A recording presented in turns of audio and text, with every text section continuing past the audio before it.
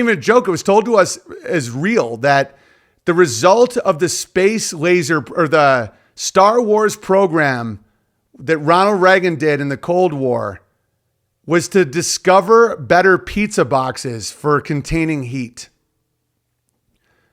That was it. That was the result, was that they got better pizza boxes. It was like $1 trillion.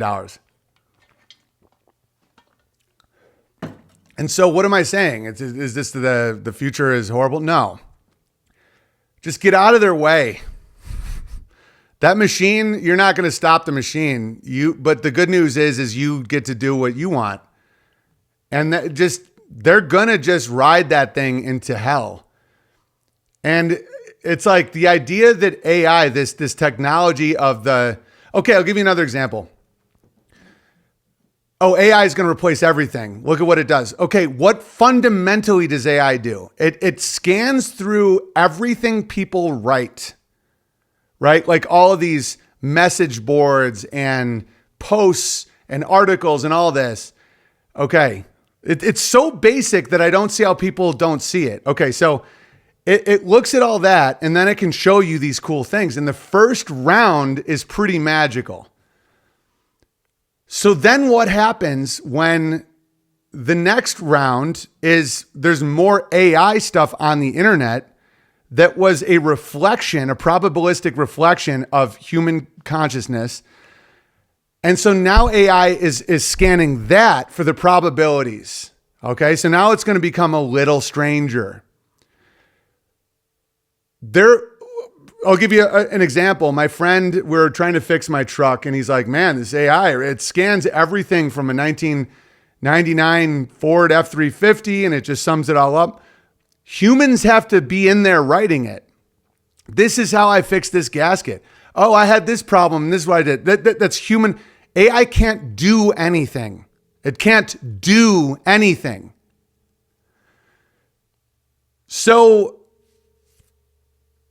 it's going to be scanning word probabilities written by word probabilities, going all the way back to the original source material. So as time progresses and things change and whatnot, it isn't being guided by anything. And then people say, oh, but the human guides it and blah, blah, blah. Sure. Yeah. I'm not anti-AI. Yeah. You can build your own AI and program it with, the meditations and the Bible and the Farmer's Almanac and all of the streams you've ever done. So it sounds like, okay, so that's extremely fucking niche. There's definitely thousands of people that are going to blast off into the infinite with that technology. I get that. It isn't what people are describing it as. Am I wrong? Can someone explain to me where I'm wrong? I'd love to be like, show me how a hall of mirrors doesn't, before digital, we would tape tapes. You would take a tape and you'd record from another tape.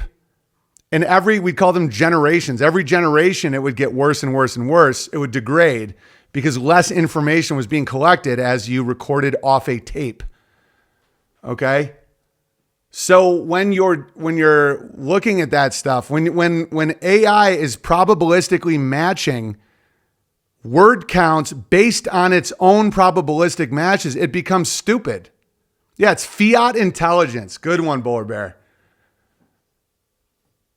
And it's boring to me. I see a lot of people chatting. They're like, oh, did you hear what Claude and I prompted this and I'm like, ugh.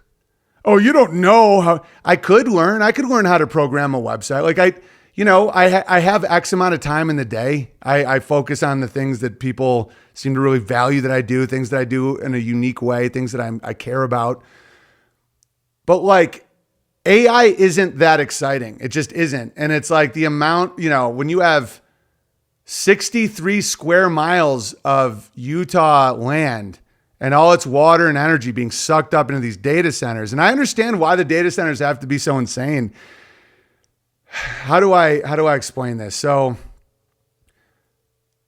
how do I explain this? So the probability that do follows the word how is, I don't know, let's just say it's 1 in 900. How do I? And then the probability that I follows how do.